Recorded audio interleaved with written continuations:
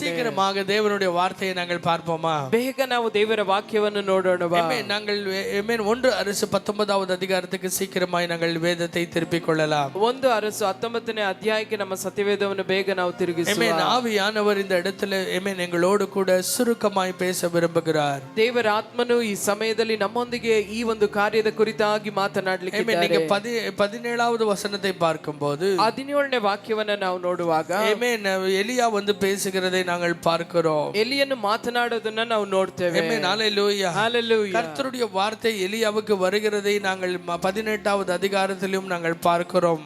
ದೇವರ ವಾಕ್ಯ ಎಲಿಯನಿಗೆ ಬರೋದು 18ನೇ ವಾಕ್ಯದಲ್ಲೂ ನಾವು ನೋಡ್ತೇವೆ. 18வது அதிகாரம் 1வது வசனம் 18ನೇ ಅಧ್ಯಾಯ 1ನೇ ವಾಕ್ಯ. ஒரு வார்த்தை எலியாவுக்கு வருகிறது. ಎಲಿಯನಿಗೆ ಒಂದು ವಾಕ್ಯ ಉಂಟಾಗ್ತದೆ. அந்த வார்த்தை வரும் வரையிலும் ಆ ವಾಕ್ಯ ಬರುವವರೆಗೂ எல்லாரும் கூட ஒரு நிமிஷம் ஜெபிக்கிறீங்களா? ಎಲ್ಲರೂ ಕೂಡ ಒಂದು ನಿಮಿಷ ಪ್ರಾರ್ಥನೆ ಮಾಡ್ತೀರಾ? ஆவியானவரே இது அப்படியே வாழ்க்கையில நடக்கட்டும் என்று சொல்லி ದೇವರ ಆತ್ಮನೇ ಇದು ಹಾಗೆ ನನ್ನ ಜೀವಿತದಲ್ಲಿ ಸಂಭವಿಸಲಿ ಅಂತ. ஆவியானவரೇ ದೇವರ ಆತ್ಮನೇ இந்த வார்த்தைக்கு என்னையே நான் அர்ப்பணிக்கிறேன். ಈ ವಾಕ್ಯಕ್ಕೆ ನನ್ನನ್ನೇ ನಾನು ಸಮರ್ಪಿಸ್ತೇನೆ. என்னோடு பேசுங்க. ನೀವು ನನ್ನೊಂದಿಗೆ ಮಾತನಾಡಪ್ಪ. Amen amen. ஹalleluya ஹalleluya. 18:1 வேதம் சொல்லுகிறது. 18:1 ದೇವರ ವಾಕ್ಯ ಹೇಳ್ತದೆ. எலியாவோடு கர்த்தர் பேசுகிறார். ಎಲಿಯನೊಂದಿಗೆ ದೇವರು ಮಾತನಾಡ್ತಾ ಇದ್ದಾರೆ. எலியாவுக்கு ஆண்டவர் சொல்லுகிறார். ಎಲಿಯನಿಗೆ ದೇವರು ಹೇಳ್ತಾ ಇದ್ದಾರೆ, எழுந்து போய் உன்னையே நீ வெளிப்படுத்து. ನೀನು ಎದ್ದು ಹೋಗಿ ನಿನ್ನನ್ನೇ ಕಾಣುವಂತೆ ಮಾಡು.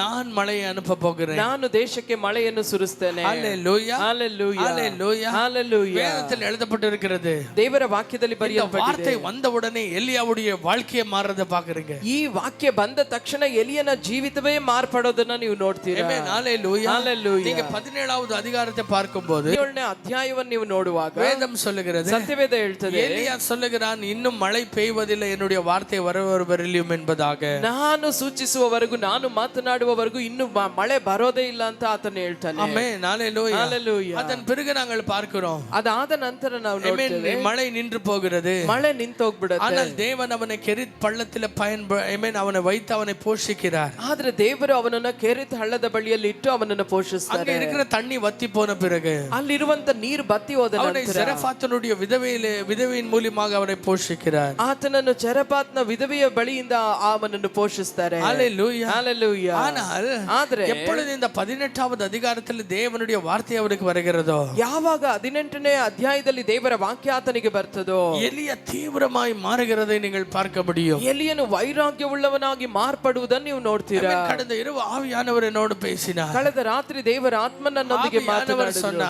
ದೇವರ ಆತ್ಮನೇ ಹೇಳಿದ್ರು, எந்த அற்புதமும் எந்த அதிசயமும் உன்னை அசைக்காது. ಯಾವ ಅದ್ಭುತವೂ ಯಾವ ಮಹತ್ಕಾರ್ಯವೂ ನಿನ್ನನ್ನು ಕದಲಿಸಲ್ಲ. ஆனால் என்னுடைய வார்த்தை உன்னை அசைக்க முடியும். ಆದ್ರೆ ನನ್ನ ವಾಕ್ಯ ನಿನ್ನನ್ನು ಕದಲಿಸಲಿಕ್ಕೆ ಸಾಧ್ಯ. இன்றைக்கு என்னுடைய தேவ பிள்ளைகளே, ಈ ದಿನ ನನ್ನ ಪ್ರಿಯ ದೇವ ಜನರೇ, இன்றைக்கு நான் சொல்லுகிறதை காதுள்ளவர்கள் கேளுங்க. ಈ ದಿನ ನಾನು ಹೇಳೋದನ್ನ ಕಿವಿ ಉಳ್ಳವನು ಕೇಳಲಿ. உங்களுடைய வாழ்க்கையில அற்புதம் தான் உங்களை குதூகலம் படுத்துகிறது, அற்புதம் தான் உங்களை அசைக்கிறது என்றால் உங்களுடைய வாழ்க்கை கிறிஸ்துவோடு கூட நேரா இல்ல.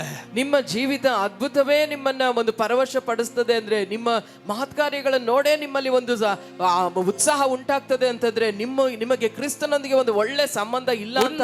ஒரு வாழ்க்கை என்ன?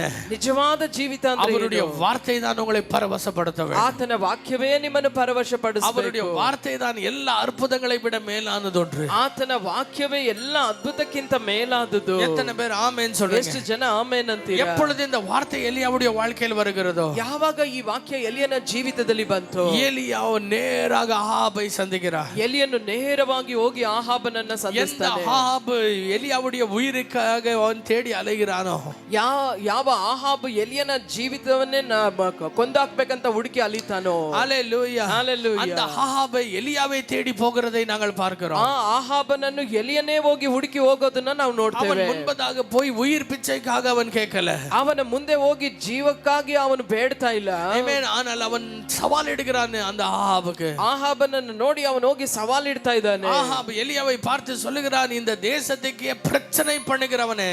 ಆಹಾಬನು ಎಲಿಯನನ್ನು ನೋಡಿ ಈ ದೇಶಕ್ಕೆ ಸಮಸ್ಯೆಯನ್ನು ತರುವ ಮಾಡುವವನೇ. ಆ ರೀತಿಯಾಗಿ ಅವನು ಹೇಳ್ತಾ ಇದ್ದಾನೆ. Hallelujah. ஆனால் எலியா சொல்லுகிறார், ಆದ್ರೆ ಎಲಿಯ ಹೇಳ್ತಾನೆ, பிரச்சனை என்னால வரல, உன்னால தான் பிரச்சனை வந்தது. ಸಮಸ್ಯೆ ನನ್ನಿಂದ ಅಲ್ಲ, ನಿನ್ನಿಂದಲೇ ದೇಶಕ್ಕೆ ಸಮಸ್ಯೆ. அவன் சொல்லுகிறான், கல்மேல் மலைக்கு எல்லாரையும் அழைத்து விடு, ಕರ್ಮೇಲ್ ಬೆಟ್ಟಕ್ಕೆ ಎಲ್ಲರನ್ನು ಕರೆದುಕೊಂಡು ಬಾ. நான் அந்த இடத்துல வந்து உண்மையுள்ள தேவன் யார் என்றதை நாங்கள் நிரூபிக்க போகிறோம். ನಾನು ಆ ಸ್ಥಳದಲ್ಲಿ ಜೀವವುಳ್ಳ ದೇವರು ಯಾರೆಂಬುದಾಗಿ ನಿರೂಪಿಸಲಿಕ್ಕಿದ್ದೇವೆ.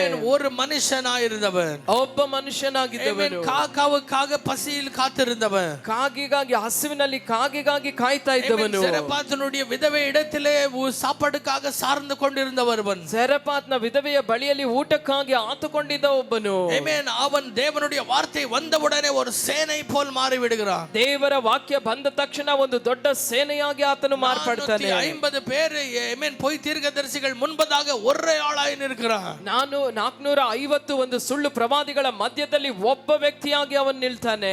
அத்தனை பேர் தேசமே இவனுக்கு விரோதமாய் நின்றாலும் கூட என்னை ஒருவனும் தொட முடியாது என்ற ஒரு வல்லமையோடு தைரியத்தோடு ஒருவன் நிற்கிறான். ದೇಶವೇ ಅವನಿಗೆ ಎದುರಾಗಿ ನಿಂತರೂ ಕೂಡ ಯಾವನು ಸಹ ನನ್ನನ್ನು ಮುಟ್ಟಲಿಕ್ಕೆ ಸಾಧ್ಯವಿಲ್ಲ ಎನ್ನುವ ಧೈರ್ಯದೊಂದಿಗೆ ಒಬ್ಬ ವ್ಯಕ್ತಿಯಾಗಿ ಆತನು ನಿಲ್ತಾನೆ. ಅದು மட்டுமல்ல, ಅದು ಮಾತ್ರ ಅಲ್ಲ, ಪರಲೋಕத்திலிருந்து ಅಗ್ನಿ ಇறங்கಿ வருகிறது ಅವனுடைய ஜெபத்துக்கு. ಆತನ ಪ್ರಾರ್ಥನೆಗೆ ಪರಲೋಕದಿಂದ ಬೆಂಕಿಯೇ ಇಳಿದು ಬರ್ತದೆ. அவன் ஜெபித்த பிறகு அங்க இருக்கிற எல்லா கல்லையும் மண்ணையும் அங்க இருக்கிற எல்லா பலியையும் சுட்டி எரிந்து போடுகிறது. ಆತನು ಪ್ರಾರ್ಥನೆ ಮಾಡಿದ ನಂತರ ಅಲ್ಲಿದ್ದಂತ ಕಲ್ಲು ಮಣ್ಣು ನೀರು ಆ ಒಂದು ಬಲಿ ಎಲ್ಲವನ್ನು ಕೂಡ ಬೆಂಕಿ ಸುಟ್ಟು ಹಾಕಿತು. அவனுக்குள்ள அந்த தேவனுடைய வார்த்தையுடைய கிரியை எவ்வளவு வல்லமையோடு இருந்தது என்றால், ಆತನ ಒಳಗೆ ಆ ದೇವರ ವಾಕ್ಯದ ಬಲ ಎಷ್ಟು ಒಂದು ಬಲವಾಗಿ ಕಾರ್ಯ ಮಾಡ್ತಾ ಇತ್ತು ಅಂದ್ರೆ, ಅತ್ತனை பொய் தீர்க்கதரிசியும் கூட அவன் கத்தியால வெட்டி போடுகிறான். ಅಲ್ಲಿ ಇದ್ದಂತ ಎಲ್ಲ ಸುಳ್ಳು ಪ್ರವಾದಿಗಳನ್ನು ಆತನು ಕತ್ತಿಯಿಂದ ಕೊಂದಾಕ್ತಾ ಇದ್ದಾನೆ. Hallelujah. ஒவ்வொருவரையும் வெட்டி எறிகிறான். ಒಬ್ಬೊಬ್ಬರನ್ನು ಆತನು ತುಂಡು ತುಂಡಾಗಿ ಕತ್ತರಿಸ್ತಾ ಇದ್ದಾನೆ. ಅದಕ್ಕೆ ಕಾರಣ, ಅದಕ್ಕೆಲ್ಲ ಕಾರಣ ಏನು? ಕರ್ತರುடைய ஒரு வார்த்தை, ದೇವರ ಒಂದು ವಾಕ್ಯ, ஒரு வார்த்தை, ದೇವರ ಒಂದು ವಾಕ್ಯ. எத்தனை பேர் இன்றைக்கு விசுவாசிக்கிறீங்க? ಎಷ್ಟು ಜನ ಈ ದಿನ ನಂಬ್ತೀರಾ? ஒரு வார்த்தை கர்த்தர் எங்களுக்கு சொன்னால் போதும். ಈ ದಿನ ದೇವರು ಒಂದು ವಾಕ್ಯವನ್ನು ನನಗೆ ಹೇಳಿದ್ರೆ ಸಾಕು, என்னுடைய நிலைமை முற்றிலுமாய் மாறி போகும், ನನ್ನ ಪರಿಸ್ಥಿತಿಗಳು ಸಂಪೂರ್ಣವಾಗಿ ಮಾರ್ಪಡ್ತದೆ. எவ்வளவு பேர் விசுவாசிக்கிறீங்க? ಎಷ್ಟು ಜನ ನಂಬ್ತೀರಾ?